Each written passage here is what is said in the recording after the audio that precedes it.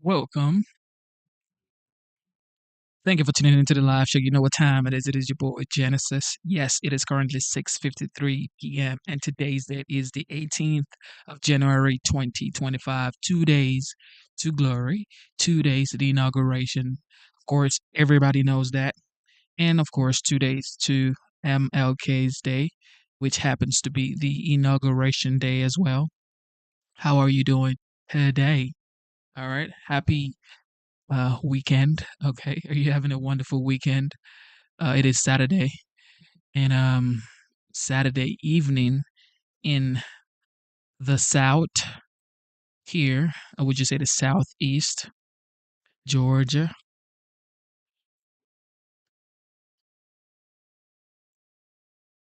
How are we doing? All right, of course.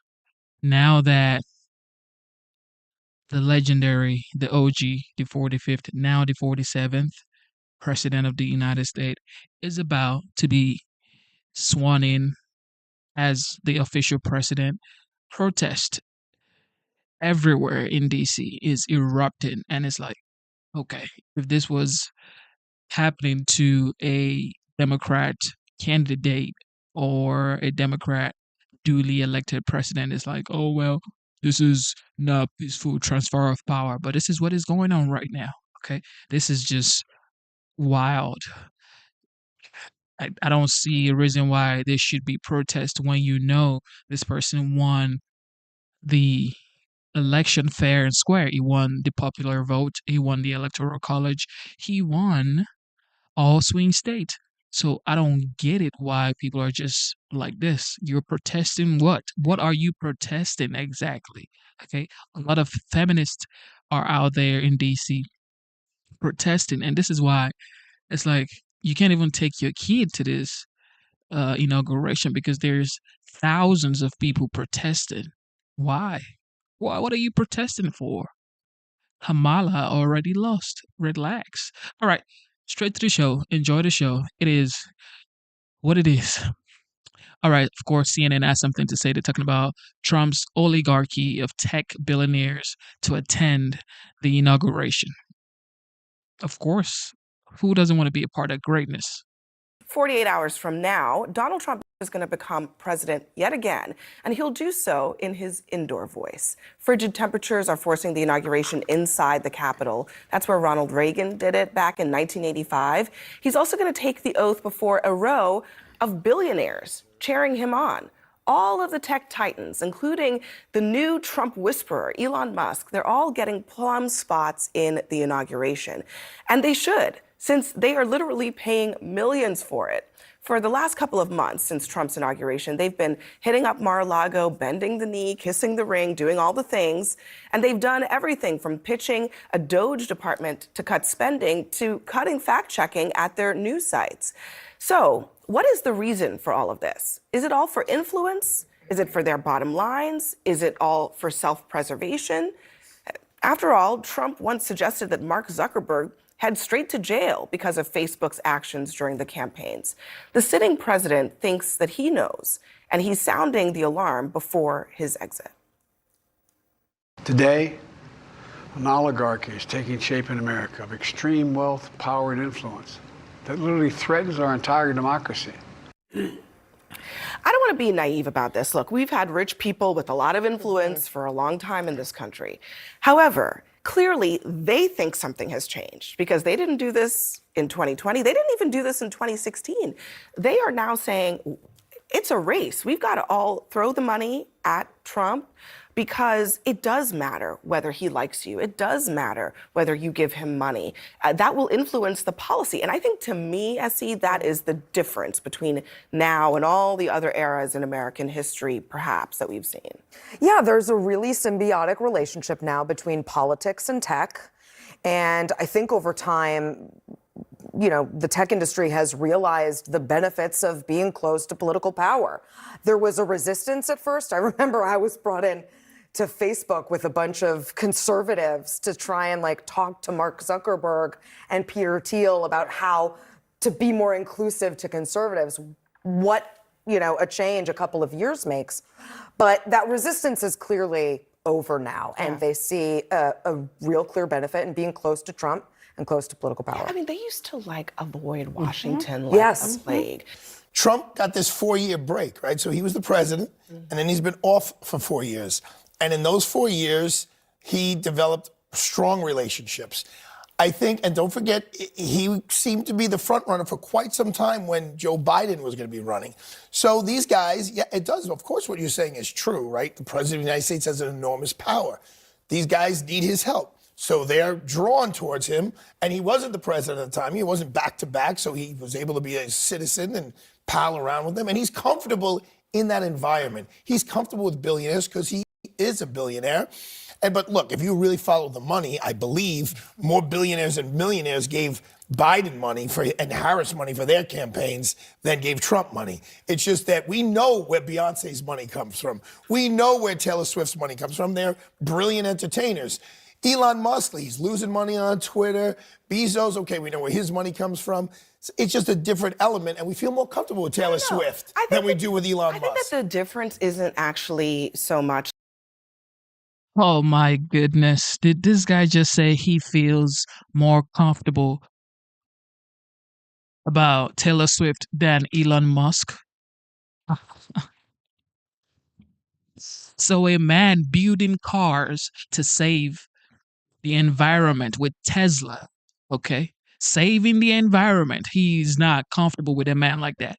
A man sending a rocket to space to save the astronauts from NASA. He's not doing good enough.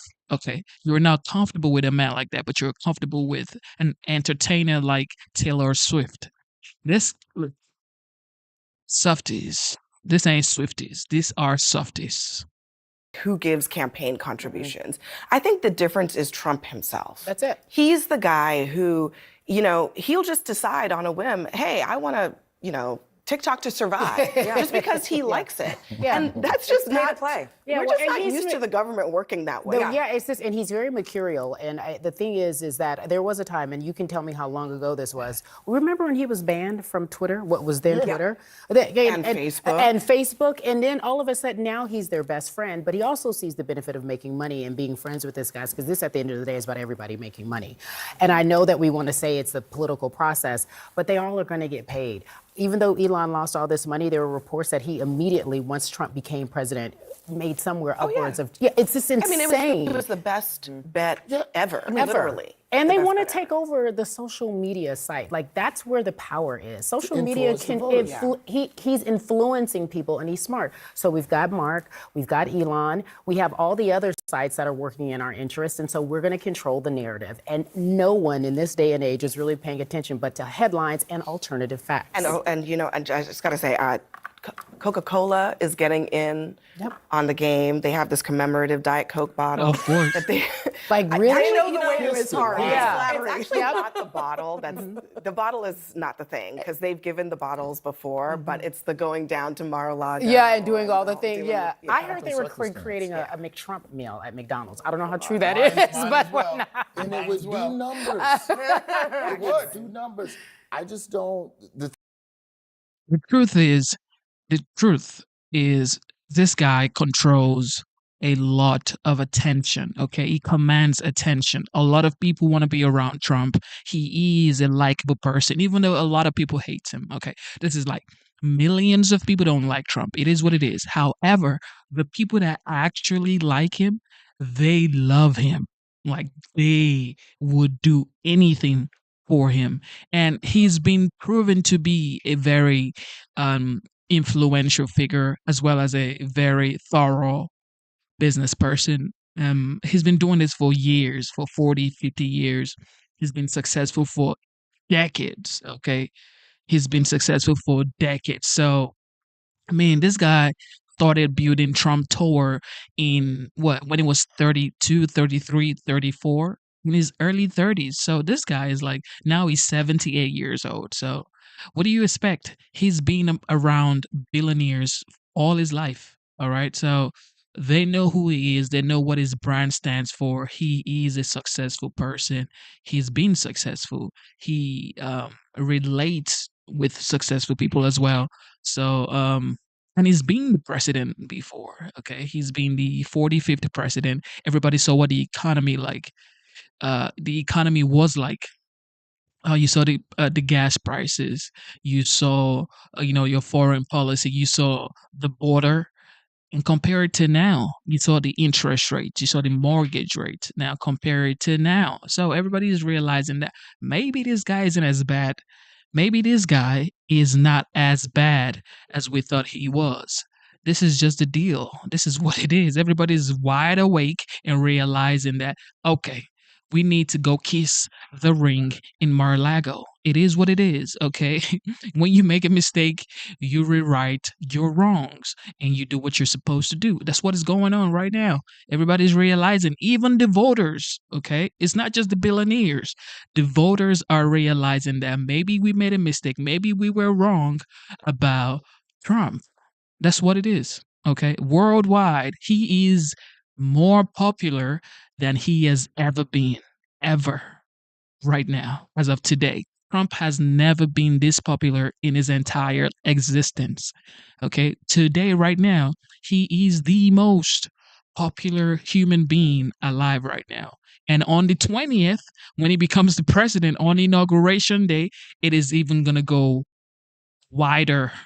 Okay, his name would be bigger than it is as of today.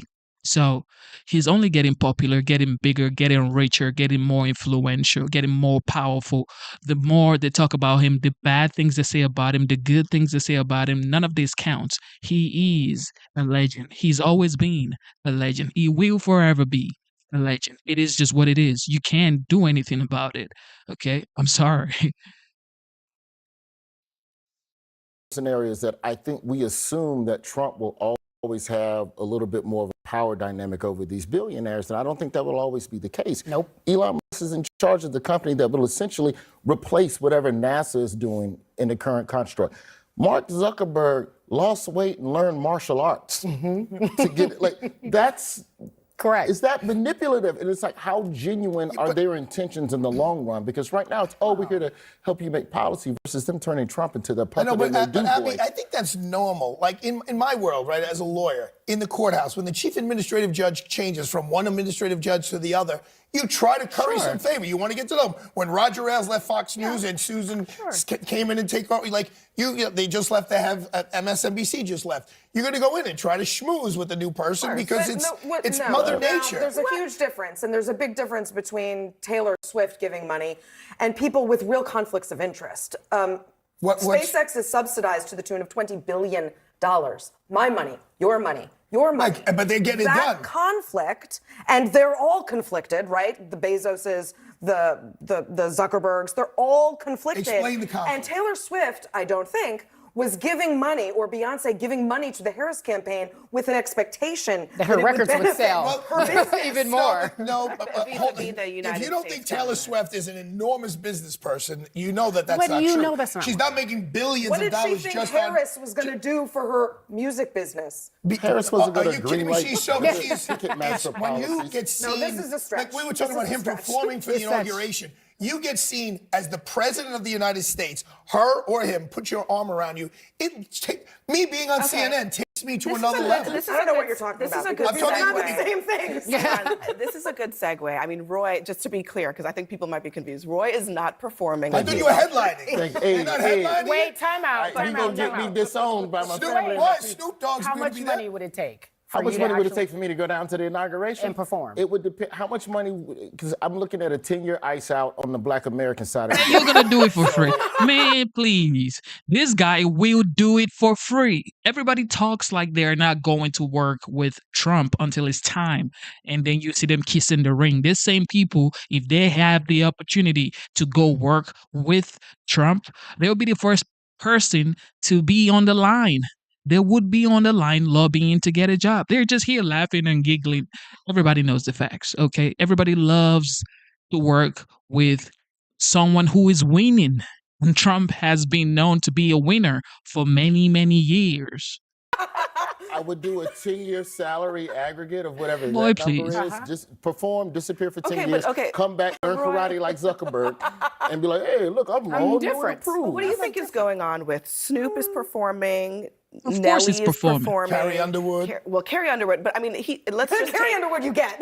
Carrie Yeah. Underwood, it makes Yeah. sense. But just because Roy pointed this out, he made the point that there's backlash, right? When it comes to Black Americans, for those guys, they're calculating it's not a big enough backlash. They're a little bit backlash proof, though. Snoop is a tried and true brand, and when you look at the things that Snoop Dogg has done on the philanthropic side of the game in the Black community, you can't say he don't care about us, blah, blah, blah. Yeah. Nelly, it's Nelly. You love his music, and you're not really listening to Nelly for his political views anyway. It's getting hot in here, is what He you has a want. new baby, so Yeah, but he has to That pay too. some bills. Second baby. Yeah, but you know what though? There's a precedent for rappers doing this. They're not the first rappers to do it, and they're 50 also Cent. men.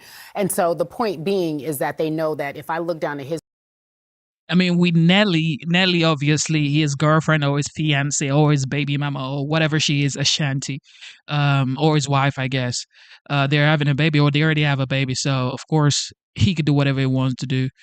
What is his name? Snoop Dogg. Nobody really look. Snoop Dogg is like that brand that nobody cares. Okay, whatever Snoop Dogg does, he's been tested and tried. He's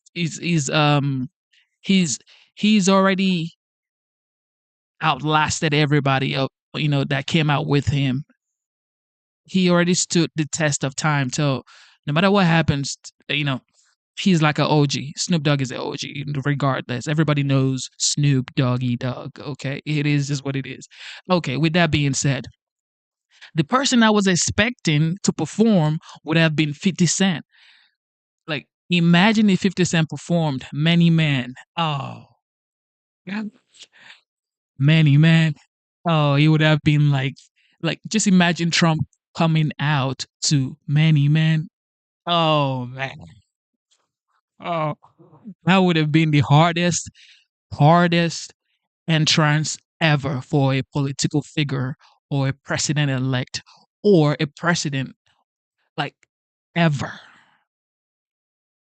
Man, they better make it happen because if he does happen, oh man. history of people who did it and in their career survived, there's not going to be an issue. Trump has also He thrived. always wanted Hollywood, the music industry, to be on his side. He just Yes. this week surprised some of these folks by naming them to as ambassadors to Hollywood. He said they'll serve John Voight, Mel Gibson, Sylvester Stallone. They'll serve as special envoys to me for the purpose of bringing Hollywood, which has lost much business over the last 4 years to foreign countries, back bigger, better, and stronger than before. To which Now this guy's right here, like what's their name? These are legends, okay. So for Mel, this guy in the middle, I forget his name, to Sly, Sylvester Stallone. Of course, these guys are legends. And these guys are men that you could tell they have good ethics and they've lasted for a long time, decades, okay. What's this guy's name? Mel Gibson did Braveheart in 1995. I was born in 1995. Golly. And I still watch Braveheart. So that's what, 30 years ago? And these guys are still here creating, Mel Gibson was part of the people that, first of all, the movie Passion of the Christ, that was, in my opinion, one of the greatest movie to ever be made in Hollywood or come out of Hollywood. Of course, Rocky, the Rocky franchise for Sylvester Stallone, legendary, like one of the most inspirational, franchise ever, most inspirational movies of all time. It's definitely on top 10 for sure, Rocky. And Mel Gibson is also one of the people that, he is an advocate for um or he's against human traffickers. Okay, so he talks about it. He talks how big that market is in Hollywood, and he's just a overall good person if you listen to what he says. So you just might never know, But outwardly, what they've said and what they've done, it's really proven to be uh, good. So I could say these guys are good guys. And Trump naming these three guys, these three OGs, I would say, to be the ambassador for Hollywood. That is absolutely amazing. Bigger, better, and stronger than before. To which Mel Gibson said he found out on Twitter like the rest of us. Yeah. Didn't even call him first. Yeah, Let me just to your point. One of my clients' friends is a kid named Chef G. He's a black kid from the Bronx. He headlined Trump's rally in the Bronx. Since he headlined the Bronx in there, his sales or his hits or whatever you get on the phone have gone through the roof. Through Lawrence Taylor, the great New York Giant, he stood up, he headlined a rally for Trump. He didn't get any pushback at all, just the opposite. There is a piece of our country that looks at Trump and says, he's a different guy, and let's give him a shot. There's a piece of the country that understands that, but when you talk about a Chef G or a Lawrence Taylor, there are people that the culture believes belongs to them. Chef G, not one. Lawrence Taylor, we can debate that at any time of day, but there are people that have done things, foundational things for the culture, that stand for the culture, and it's hard for us to accept this. And I'm not speaking for the culture as a whole, because it's not a monolith, but they'll say, wait, but I thought. To his point, Trump is a little bulletproof. I think that when you're hanging out with Martha Stewart, you could do just about anything. That's the thing with Snoop. Snoop. Yeah. I see the play with Snoop. Snoop sells sketches. That's the sketcher crowd. You got to go Yes. for the people that. Man, look, these folks are just gonna say what they want to say, but life goes on, y'all. Yes. Yeah, John Voight is that his name? Yeah, Angelina Jolie's father. Yep. What do you guys think about TikTok being banned tomorrow? The question Actually, is, what will comedy look like in a second Trump term? The president-elect is notoriously thin-skinned. In fact, just this week, he went off on NBC's Seth Meyers, calling him out and saying that he's a marble mouth. He's a time slot filler. He threatened Comcast with a big price to pay. HBO's Bill Maher sees his role in this era a little differently than his peers in a world now that is basically run by MAGA. He's a kooky guy who says a lot of kooky things, and I'm just not going to pre-hate anything.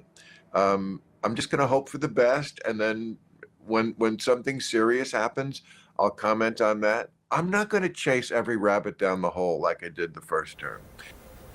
Roy, I mean, maybe he's right. Like, I don't know, perpetual outrage is both exhausting and also not funny. I agree with that. I mean, in my special, I don't talk about politics at all, considering my pedigree and hosting the show on this network You're and Daily done Show. with it. I just, for this special, I've talked about what's going on in the world. I want to talk about how it's affected us. And so that was more interesting to me. I just think that you cannot use outrage as a punchline replacer. And that's what has happened in the last 8 years. The phone thing that you had there was Wait, perfect. finish the sentence. What do you mean you can't use outrage? I think that for the last 8 years, we have been in a place where if you say the right thing as a performer, it's seen and camouflaged, it creates the illusion of hilarious. And you're going to have to actually say something now. And the idea that everybody is angry, everybody's tired, I don't know if we can still hit that nerve performatively and go, Trump, stupid. Can you believe Trump do stupid? Like, you're going to have to figure out another way. And I think for me as a performer, I can't speak for what we're going to do on CNN when we come back. of course, because everybody has now seen the alternative. Like, who is your alternative? Joe Biden? Oh, yeah, please. You saw what happened the last 4 years. You saw the Afghanistan withdrawal.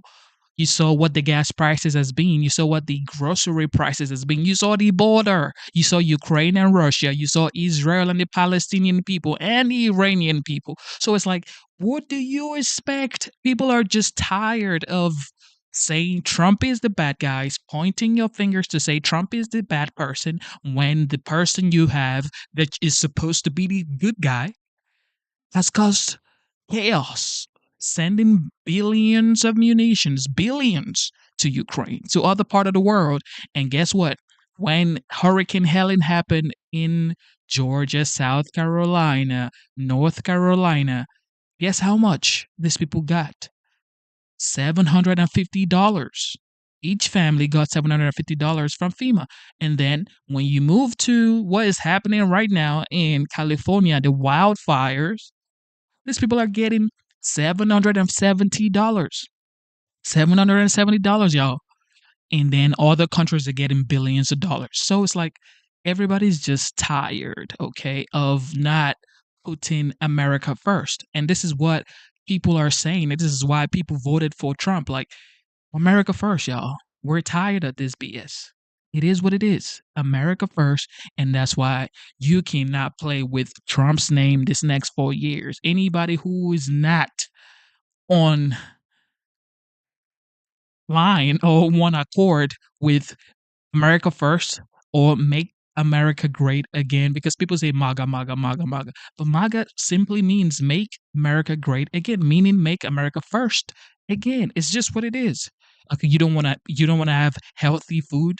And now Red 4, I don't know if you guys know, Red 4 has now been banned as an ingredient in food like cereal, medications, and stuff like that. Red 4 has been banned. Why do you think it got banned? Because they know RFK Jr. is here and he ain't playing around. So it's greatness for this next 4 years. I cannot wait for Tulsi Gabbard's confirmation hearing. It is going to be wild. We saw Pete Hegseth's confirmation hearing. It was dope. What's his name? What's her name? Pam Bundy. Pam Bundy's hearing too was absolutely amazing. So moving forward, this next 4 years, nobody wants to hear Cry Me a River. No, no, no, no, no, no, no, no. Okay. If it's not greatness, if it's not America first, nobody's here for that. February, but for me as a performer, it is more about the people now. Let's talk about people that are affected by the issues. Sure, Let's find yeah. jokes state and local, because there's going to be a lot of swindling happening at the state But and I local like level. your comedy because you're not doing the politics. The thing you did about the phones is fantastic, and I appreciate it's it. so true. No, but this is not true. Comedy has always been used to make light of what's going on in the world. Artists have that's the always been low-hanging- used to bring light to attention and levity to hard stuff. The comedy is the low-hanging fruit. Yes, somebody corrected me in the comment section. It is red number 3, okay? Yep. It's a red dye number 3. It's been banned. It's being used in cereal and drinks and medications. So thank you to whoever corrected me in the comment. It is red dye number 3, and it's been banned by the FDA. So it is what it is. Seth Meyers, if you ever watch his show, if Donald Trump did not get reelected, Seth Meyers has got to be off the air in 6 months. His whole show is beating up on Donald Trump. The whole thing. And if you notice, there's no laugh lines. He makes a remark and beats up on Trump, and all you hear is this.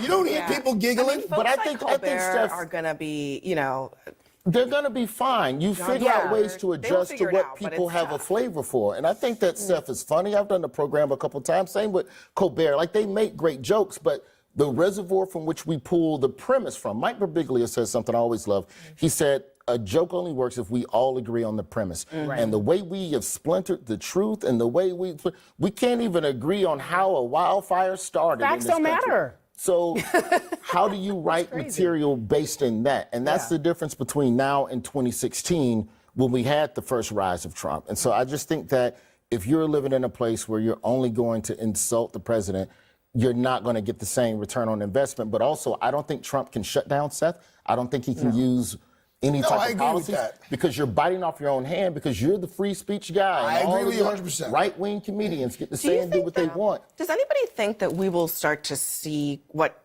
is happening in the business world and maybe in the entertainment world happening in the comedy world, where we start to see people trying to kind of just Bill shift Maher a little is bit doing to it the right now. center, shift a little bit I to the liken right? comedy to journalism in that there is an independence, I would hope. And my role as a journalist, your role as a journalist, is to hold people in power accountable.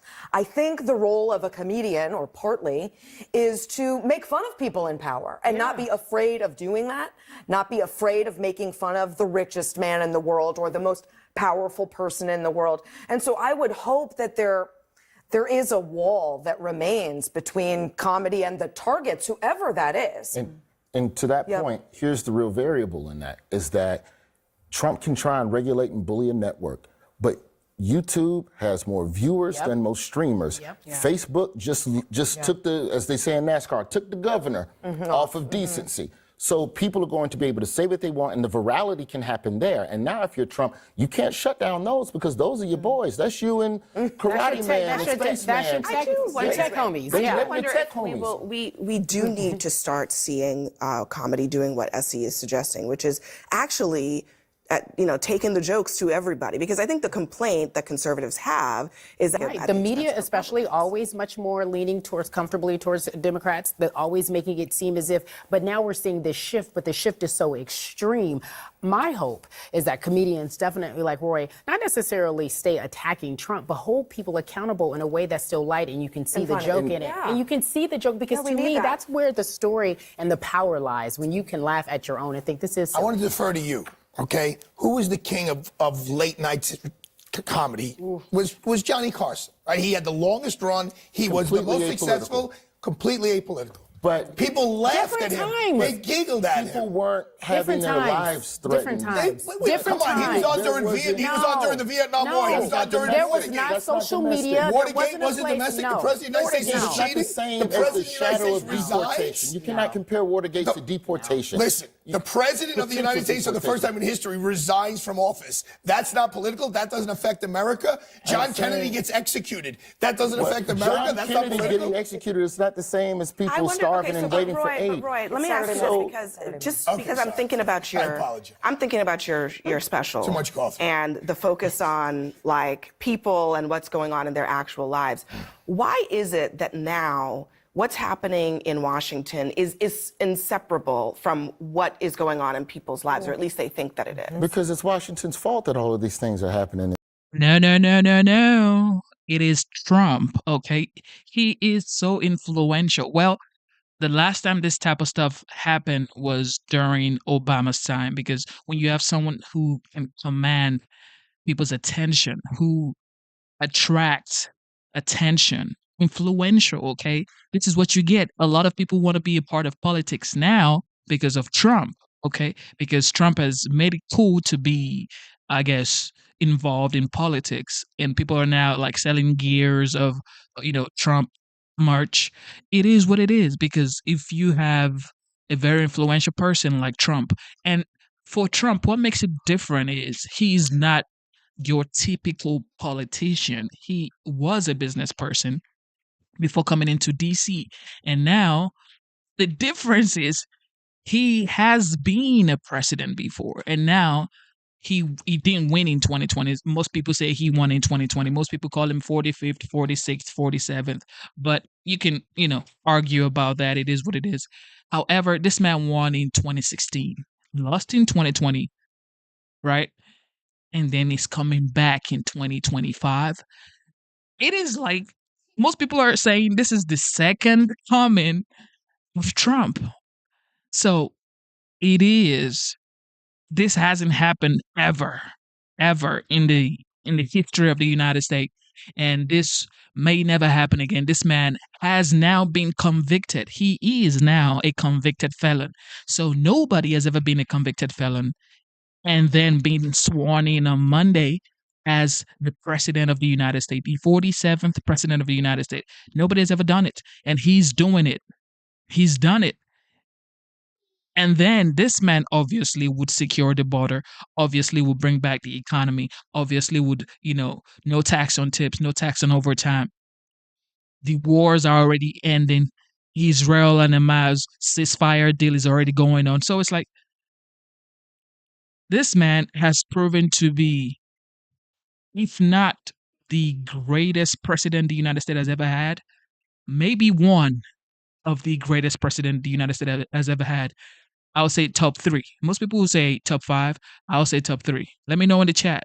What do you think? Do you think he's in top 5 or top 10 or maybe top 3 or maybe the greatest?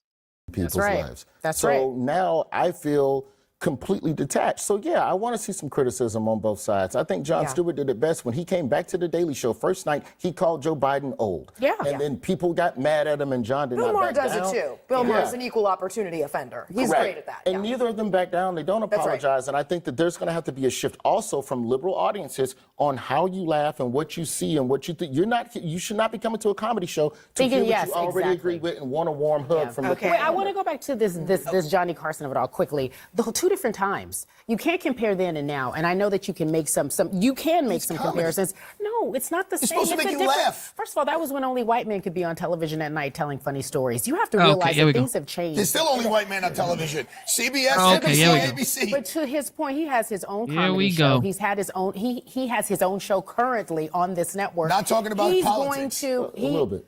He can do things that other comedians haven't done. And the reality is, you can't compare Johnny Carson and a privileged life that he had to what he's talking about in the messages. It's that whether they're people are trying funny. to They're say. comedians. It doesn't matter if they started That's on not third true. base. That's It's not comedy. true. You're supposed to make That's people not laugh. That's your job. But that doesn't mean that the joke can't have a responsibility or a vitamin in it. Okay, it could have a vitamin in it. All right, Give me guys. my medicine. What you said, though, about the liberal audiences having to shift their mindset, I think is going to be one of the hardest things about this next era. Of course. Snoop and Nelly are going to be at this thing. And I think it really does beg the question whether the No culture question. is starting to thaw to Donald Trump. I mean, are they? About time. I don't About think so. time. We definitely saw a lot of people, Sexy Red, others say, he sent me a check, so I'm good with him, the stimulus check. And I understand that there is that crew of people who are like, the stimmy check came, I like him now.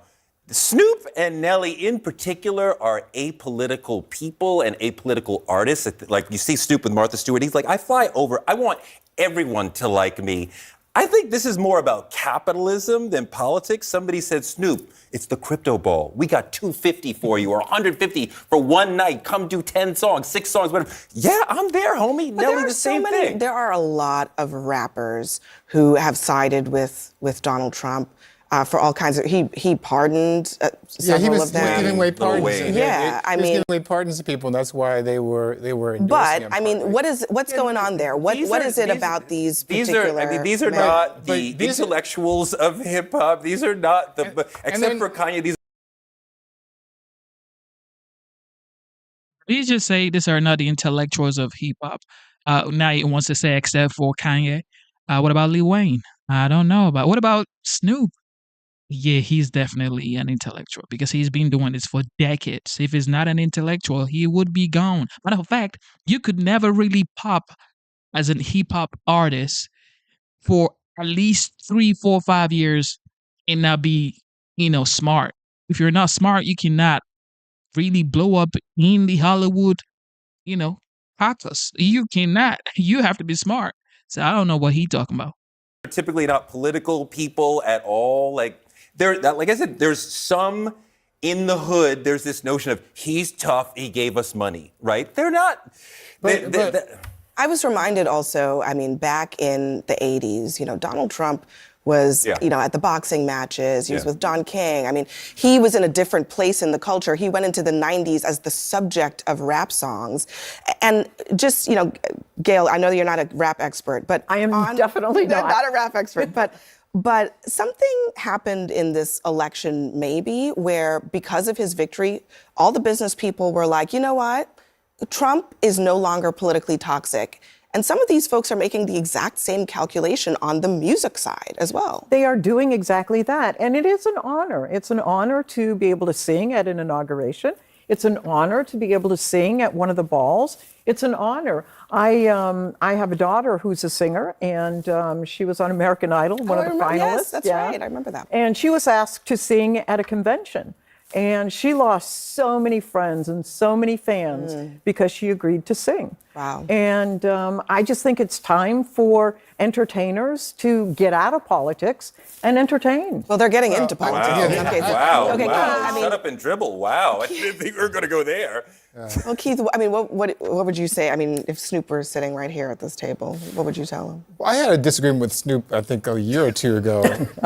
Something he endorsed Rick Caruso. Did you tell him? He was supporting Rick Caruso, for mayor of Los Angeles, who I disagree with, and I stated that publicly as well. But I think that a lot of these rappers are not the intellectuals in the community, as Teray was pointing out, but it's also a dishonor to the black community. Yeah. I mean, if you look at Donald Trump, the man who would refuse to rent to black people in the 1970s, who tried to lead a lynch mob against 5 black and brown kids in the 1980s for the Central Park case, who refused to allow black casino workers to have a prominent place in his casinos in Atlantic City in the 1990s, who spent 5.5 years lying about Barack Obama's birth certificate in the 2000s, who came into office and then attacked black people like Colin Kaepernick, who attacked Ruby Freeman and her daughter Shay Moss for simply doing their jobs as Fulton County election workers. You dishonor those people when you go and perform for this man who has done nothing but dishonor black people. And Man, just even please. last year,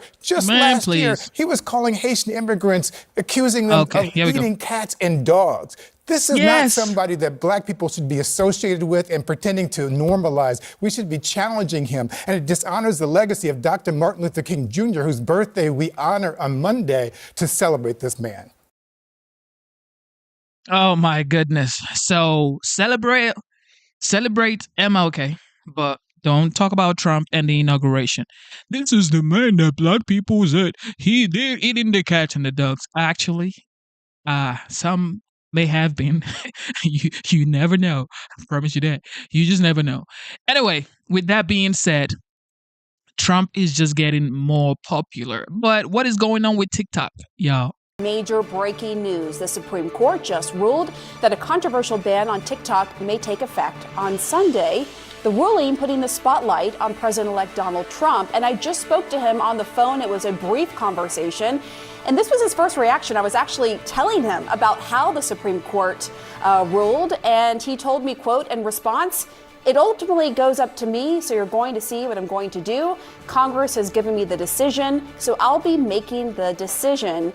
So we're going to talk to our panel about that, because it's not so simple, although, of course, he will have some options available to him. So before we get to that, I want to go straight to Paula to break down this ruling for us, Paula.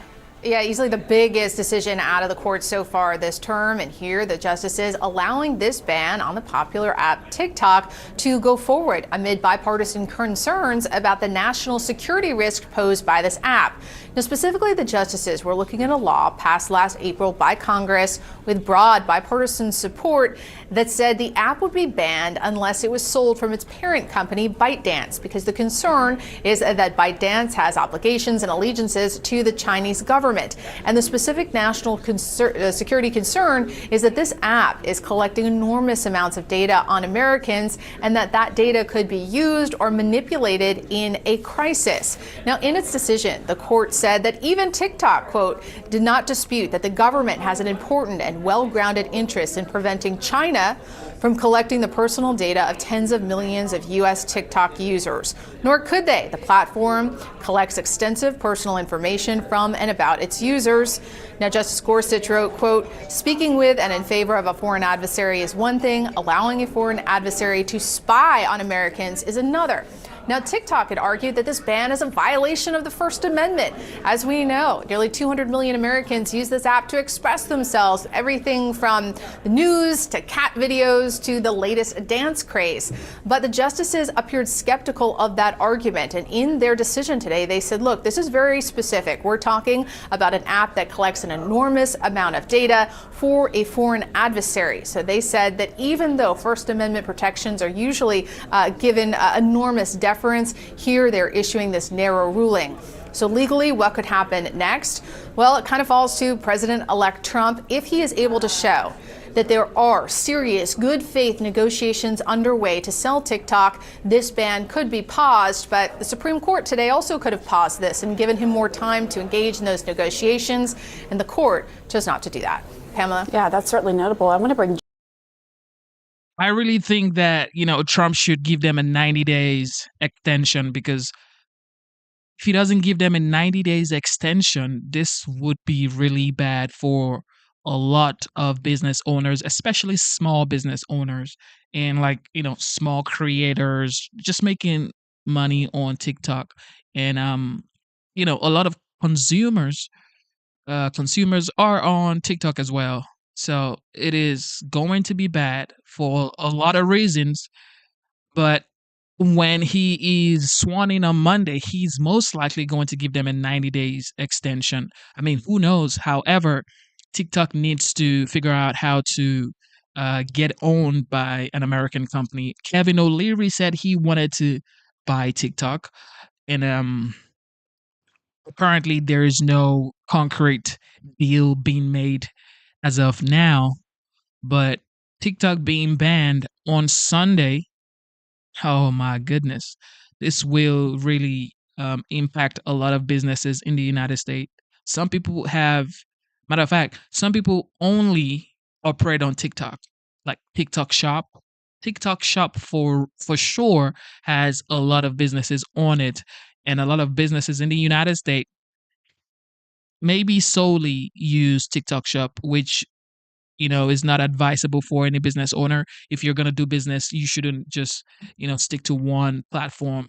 However, TikTok is just wide and very, very accepted by Gen Z's. Even baby boomers are on TikTok. So everybody's on TikTok. Okay, everybody's on TikTok. But being banned, this is bad for business. Now, Meta, Instagram, X, YouTube, these platforms would have a surge for sure. Even new platforms like the Little Red Book, owned by a Chinese company as well, Fanbase, so many small social media platforms are now blowing up just because TikTok is now said to be banned on Sunday. So this might be a new era for new social media to, come up just like the way TikTok came up. So this might be something good or bad. We cannot know for sure as of right now, but maybe soon we would. Jonan, because it's interesting, Donald Trump was once spearheading the effort to ban TikTok, and then he's had this reversal. He wants to save it, right?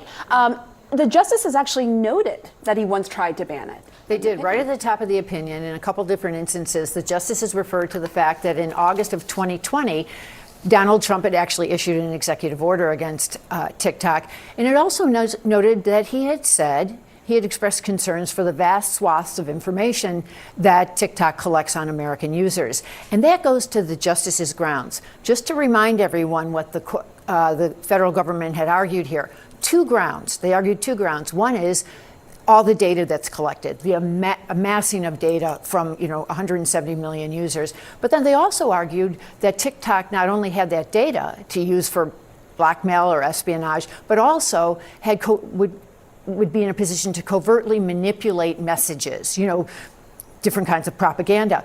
The justices actually set aside the second reasoning. They decided we're not going to look at that one because it was enough for them to find that the threat to national security was in the data collection.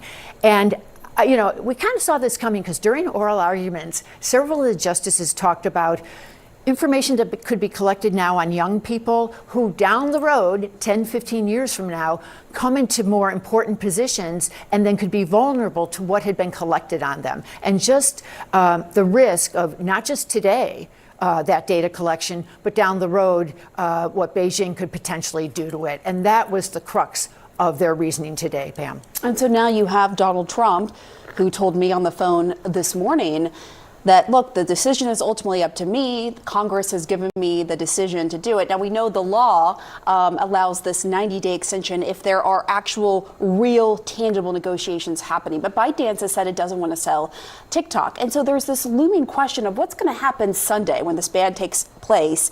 And between that time and when Donald Trump takes office Monday officially, and what options are available to him? Yeah, I'm curious what he's being advised as far as how much discretion he has. I don't think this law, as it was passed and as President Biden signed it, really gives the president-elect, future President Trump, a whole lot of flexibility in terms of being able to put the brakes on it once it goes into effect. There's a couple different options he has available. One, he could quickly see if he can put together a buyer group, and that is, again, if ByteDance and TikTok are willing to sell it, they have the option to just shut down their own service. They don't actually have to be bought, even if a buying group group was put together. The other potential option that President-elect Trump might be thinking through with his team is whether or not he issues an executive order that directs the Attorney General not to enforce the law. In other words, not to conduct the investigations that the act calls for.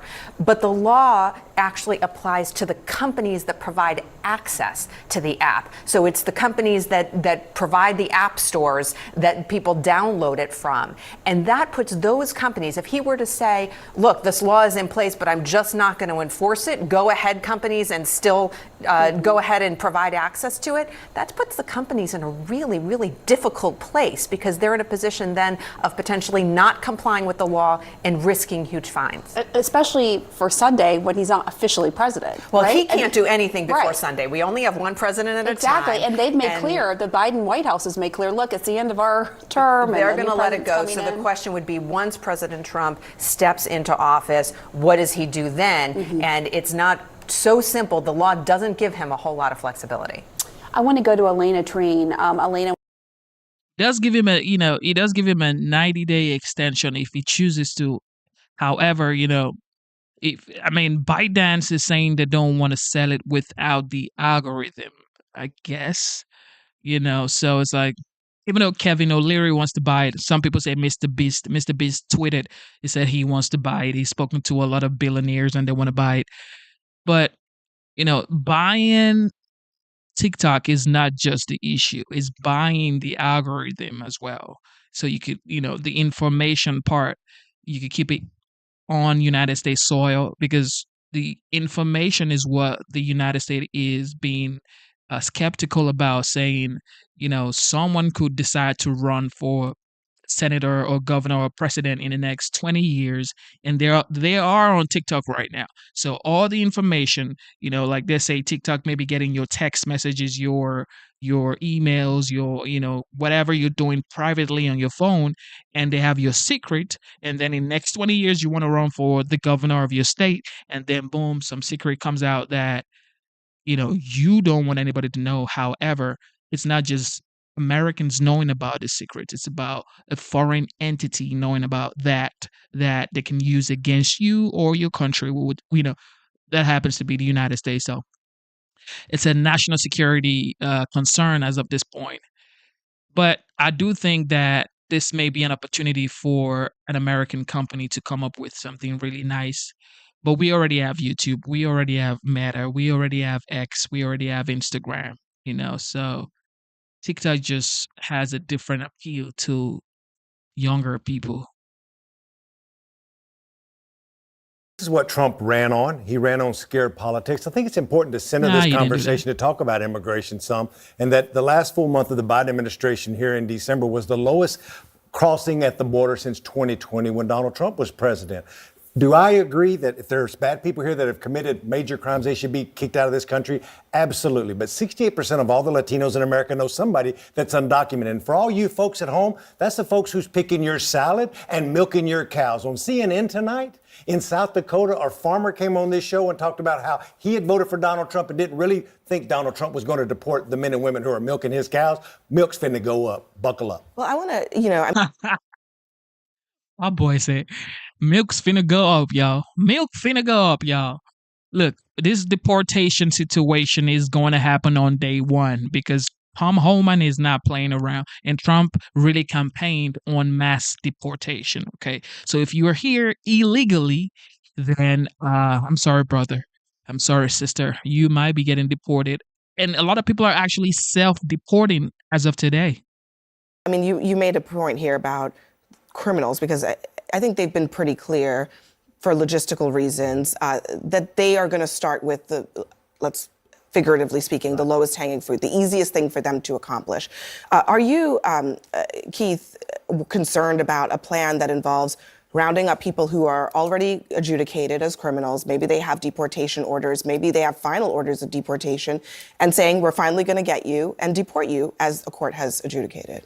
Well, the devil's in the detail, and I don't really know where the details are. It seems like there's a lot of puff right now and a lot of scare tactics. They want people to be afraid about this. I just don't understand how they have the infrastructure to be able to pull this off on Tuesday. I mean, Tom Homan himself was saying, we need 100,000 detention beds in order to be able to do this. We have like 20,000 or 40,000 or something like that. You're talking about doubling the number of detention beds in order to be able to keep these people in some sort of space before you can deport them. How are they going to possibly do this? So I think a lot of what is going on right now is they want people to be scared so that Trump can come in and pretend like he's doing something. We're going to have a lot of executive orders signed in the next few days, and we're going to think there's something happening, but I don't really think he's going to be able to do as much as he wants to do. But it will be dangerous, but not as quickly as he wants it to be. I think, though, that what's important to remember is that a lot of the policies that were put in place by the Biden administration are going to be taken away, so that hopefully we go back to the Trump way it was, where the stay in Mexico policy.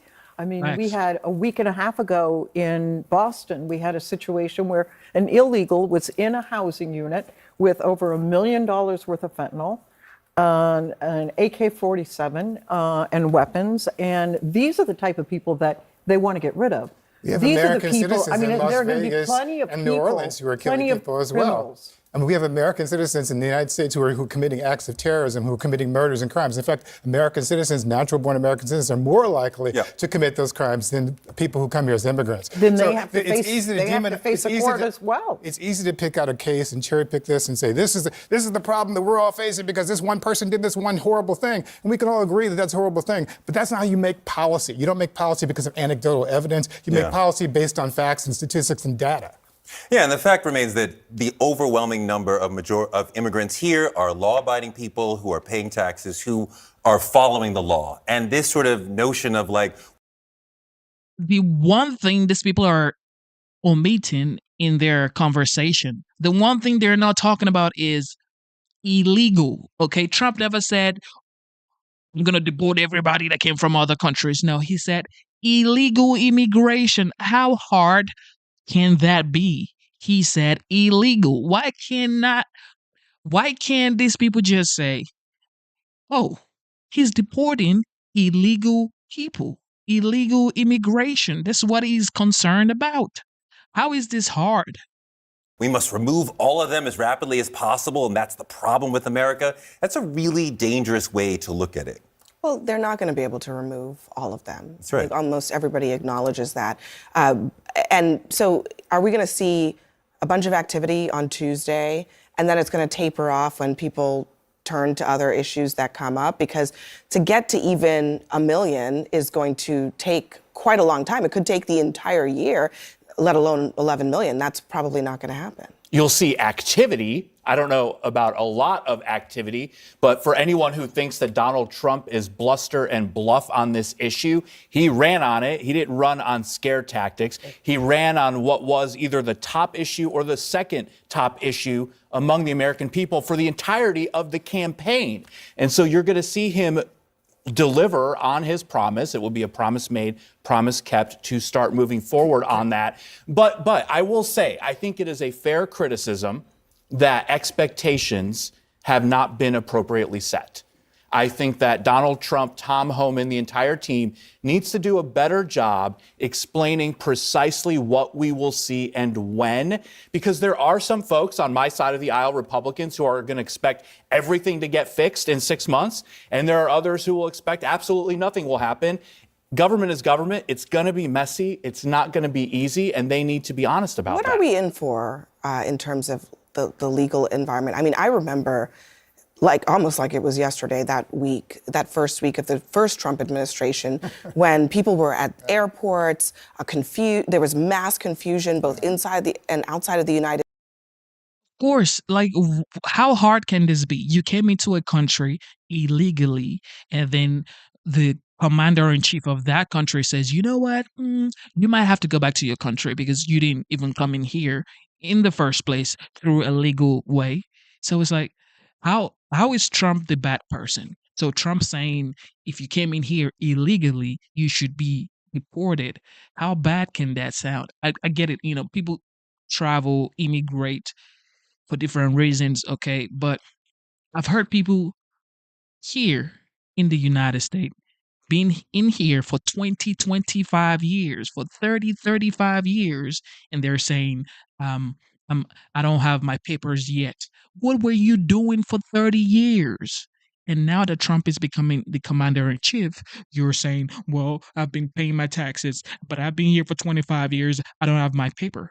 What do you mean for 25 years? You couldn't like reach out to USCIS. You couldn't reach out to uh, who? Immigration lawyers? Like, what is wrong with people? You like blaming things and other people. You would never blame yourself. Point the fingers to yourself. States, there were court cases being adjudicated in the middle of the night, all kinds of things like that. It was actual pure chaos. I remember that. That was going back to the Muslim ban and a lot of the stuff that was putting in. Let me live this in real life. Both of my business partners are immigrants. They've both been in this country over 20 years. One of them under DACA, the temporary service for kids who have come, and the other under TPS from El Salvador. Both went to their entire school in America. Both graduated with honors. Both of them now are business partners with me and make more money than a U.S. congressman and don't know the certainty of what their lives will be. Have they broke the law? No. But if they stay past March when one of their TPS expires, then they have, quote unquote, broke the law, to your points about devils in the details. So real people are living this, and I have a very, very good life. And folks around me have a good life. Think about the people who are just trying to make it every day and the uncertainty in their life. So if you just heard this man right here. They've been here for 20 years, y'all. 20 years. And still don't have papers. Yeah, I see. this had been an issue that both sides in Congress had been actually trying to fix for years. I could understand this, but this has been a problem that especially Republicans have lifted up and not wanted a solution so they could continue running on it. And this is like the ultimate I'm going to seem tough on crime moment. And it is going to be quite frightening for a lot of Americans to watch these sort of raids. This is not the sort of America that a lot of people. Man, bro, chill. Man, bro, chill. When Obama was, well, a lot of people say Obama is. Wait, let me pause this. Just to clarify, a lot of people say Obama was the deporter in chief. Nobody said anything about Obama was deporting people. When Obama built cages, according to the news, nobody said Obama built cages. And now Trump wants to deport people that are illegal. And now it's like, well, it's bad. Okay, open the border. This is what they want. They want an open border. They want cases like Lake and Riley. That's what they want. Isn't that just wild that you don't want to protect your own citizens from this wild people that are coming in? Not everybody coming in is just wild, obviously, but take a look at what happened in New York on the subway when an illegal immigrant set a woman ablaze on the subway, y'all. What about Lake and Riley? It's a lot of things going on in the United States that some illegal immigrants are doing. And it's like, do you want that to keep going on, or do you want to protect the homeland? It should be homeland protection first. The Musk story. Yes. That's 40 hours old. Within 45 minutes after it broke, both the Chinese government and ByteDance, the Chinese company, called it fiction. And so let's just clear that up. And what we're waiting for on this deal, and Trump knows this and so does Biden, we're waiting for the rendering of the justices from the Friday hearing, which we were thinking would come today, might come tomorrow. The assumption is they will throw it back to the executive. That's Biden. Biden will then have to make a decision if there's a viable bid, and the only syndicate bid I know that's viable that's been given by bankers to ByteDance and the Chinese government and every American shareholder is Frank and mine. Nobody else has a syndicate bid, an actual offer, an actual written offer associated with the order from Congress. They have it. It's papered. So Biden will have to make a decision. You have a viable bidder, and this bidder has claimed already we do not want to buy the algorithm because we know with certainty we can't use it because it's the reason Congress threw this thing off anyways. So, well, the ownership of the algorithm in we Chinese don't want hands, to own it. We don't want to buy it. We've put a $20 billion bid on the table. Let's start negotiating. That can give them the 90 days. If Biden grants, he will be the executive right up till midnight on the 19th. This is a crazy situation. It is because very. Frank's worked very hard with the Democrats. I've worked very hard with Trump to explain this is a bipartisan deal to keep 6 million American businesses lit up. But what did Trump say? I mean, Trump, and what role do you think he has? He said to me, and I'm just being transparent, tell me why I care about this. And I said to him, because there's 6 million American businesses that are generating $10 billion in revenue and keeping their families alive with this. And you also used it, of 170 million young people, got you elected. And we should keep this thing lit up because I don't want to see it go away. All I'm trying to get for this company is a 90-day extension that Biden can grant it up to midnight on the 19th. And then the next morning at 12:05, I'm working for Trump on the deal. That's the story. What do you think of this, Catherine? I will say, if you want to destroy TikTok, selling it to Elon Musk might be the most efficient way to do it, given that he turned Twitter, which was a $44 billion company, into a $10 billion I was going to say, I mean, company. there are probably some regulatory issues. Yes, there are a number of regulatory issues. And look, I have lots of concerns about large swaths of our population getting their news from platforms like TikTok, not only TikTok, for lots of reasons, independent of ownership, right? I mean, these are the sort of the natural selection of information on these sites is toward more salacious and less informative, less tethered to reality, right? That's a lie travels halfway around the world before the truth laces up its boots, et cetera.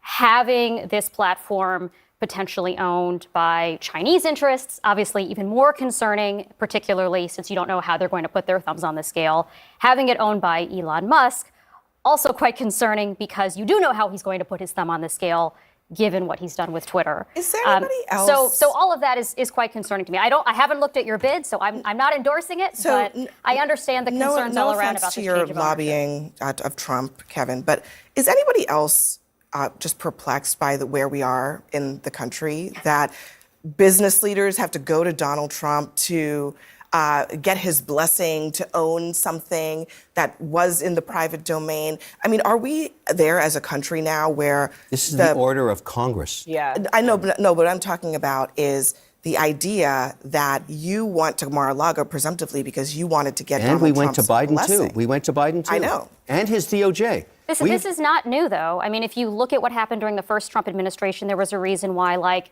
Sprint executives stayed at the Trump Hotel in D.C. and other people who wanted his blessing on whether it was mergers or being nicer to Saudi Arabia. A lot of Saudi Arabian government officials stayed at Trump properties.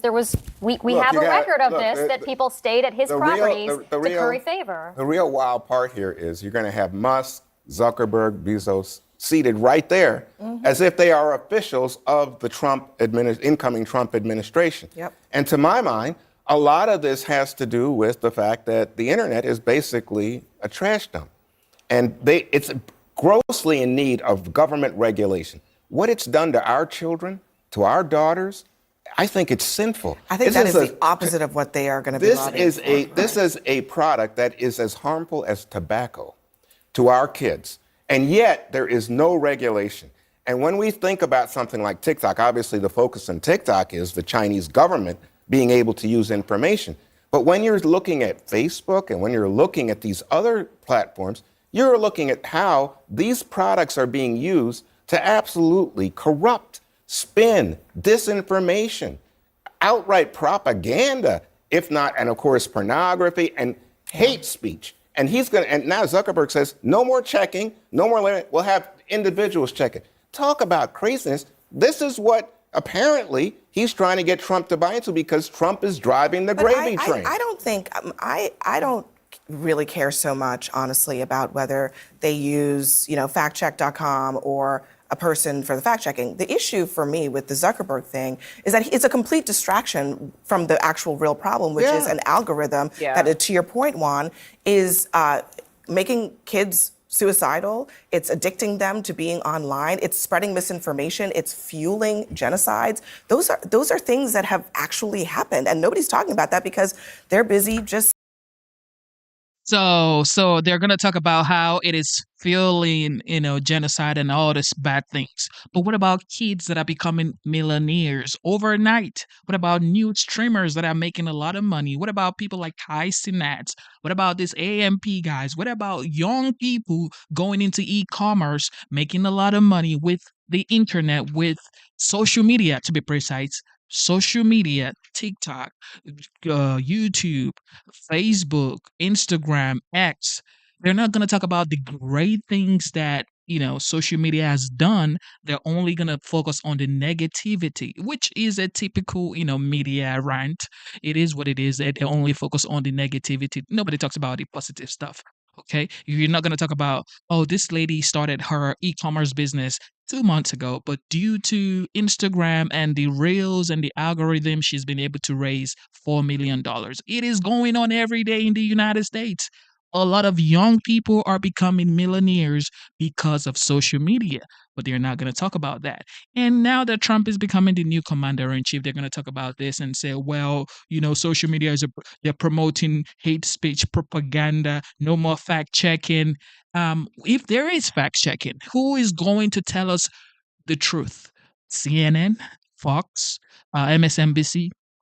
I don't think so. I think the people should be able to say their own opinion without being censored, because fact checking, in my opinion, is censorship. Okay, there should be community notes. Yes, I get it. Like X now, Meta wants to implement the same strategy.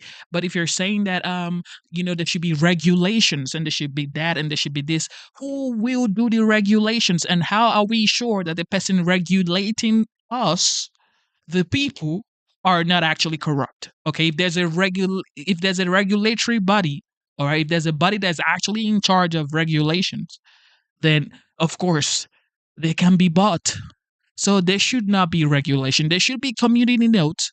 Okay, if you don't want your child on social media, if they're below 14, 15, some states are now saying they're banning social media in high school. If you're 14 and below, you cannot get on social media. I think Florida did that.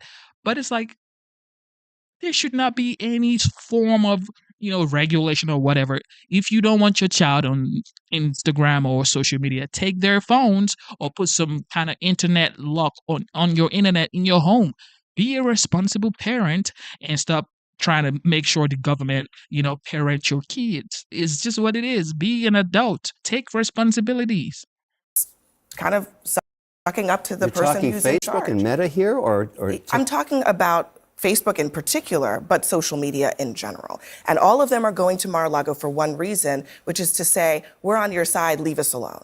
Yeah, look, I came up in the era of social media. It's not going anywhere. And so we have to do some really thoughtful interventions that don't harm free speech, but also don't do the negative things like increase suicide rate and drug use for young people. We know that is happening. The hate speech is challenging because, the First Amendment is what we are here. The thing that I'm interested, I hope this TikTok thing works out because it is a revenue generator and in some ways, not perfectly, but has democratized how people have access to platforms.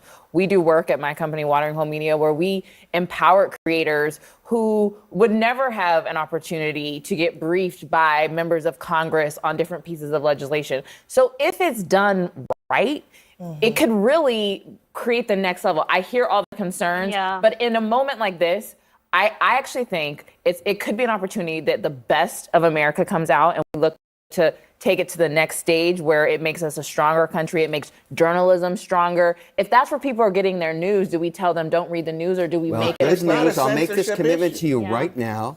Frank and I will make TikTok wonderful again. So are they committed to saying yes to you? I mean, Congress passed a law. They have to Trump sell it. Trump did not say you're my pick. No, to buy ByteDance. it. Who? No, like the ownership of TikTok. Will they sell if they?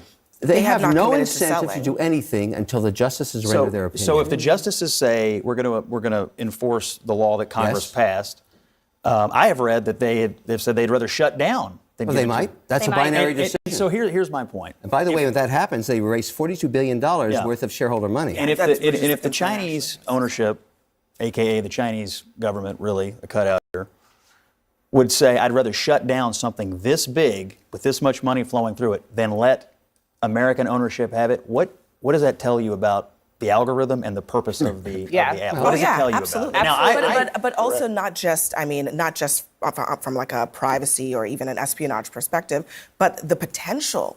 I mean, TikTok has gone from 0 to a gazillion. Yeah, it's like 170 million users. Such a short period. A billion users. But where are they going to go? This is my question. Is that it's not going to stop those users from finding another platform? Folks are organizing on there. It just won't be owned by the By the way, you Chinese, should know this. There are 2 books right now that are available free on the App Store. Lemonade and Redbook that are Chinese algorithms, Yes. one owned, and These they're are two trying apps. to use Yes. algorithms Yes, to push to their push users people over to But the yes. order is written very broadly that any executive, including any president, can use the same order to shut those down too. Okay. So we have the defense mechanism in place. A foreign government cannot steal a 13-year-old woman or girl's data anymore. It just can't happen. Yeah. All right, ladies and gentlemen, thank you for tuning into the live show. It is what it is. I have to go be a father. I have to create time for my little daughter. She's 5 years old, so I'm about to go make dinner for. Is that? Okay, I'll charge it. I'm about to go make dinner for my daughter. I will be back here in about, say, 3-4 hours before midnight for sure. So if you want to stay up and wait for the show, great. If you want to go to bed, have a good night. But I will be back here. So thank you for tuning into the live show. You know what time it is. It is your boy Genesis. You guys are the best. Leo Hagen says, love you. I love you too, man. Thank you for tuning in. God bless you guys. You guys are the best. Instead of looking for perfection, seek for consistency. Never give up on yourself. Never give up on your duties, okay, and your dreams, and never give up on God. Believe in yourself, believe in your dreams, and believe in God, okay? Believe in God Almighty, okay? Stay strong, never quit, keep going, never give up. Life is hard, I know, but just keep on going, okay? All right. I will be back here for sure. So stay tuned and turn on your what do you call it? Notification, okay? Turn on your notification on YouTube so when I go live you can get the alert that I am live and we can have a good time. You see the way the chat is going. We are a free speech community. We do not censor you except you're just being, out of this world, okay? So turn on your notification on YouTube, subscribe to the channel, like the live show, turn on your notification one more time so you can know when we go live, okay? And thank you for tuning in. You guys are the best. God bless you. Thank you to the veterans. Thank you to the military active duty members. God bless you. Thank you for your service. And it is your boy Genesis, and I am signing out. I will be back here. God bless you.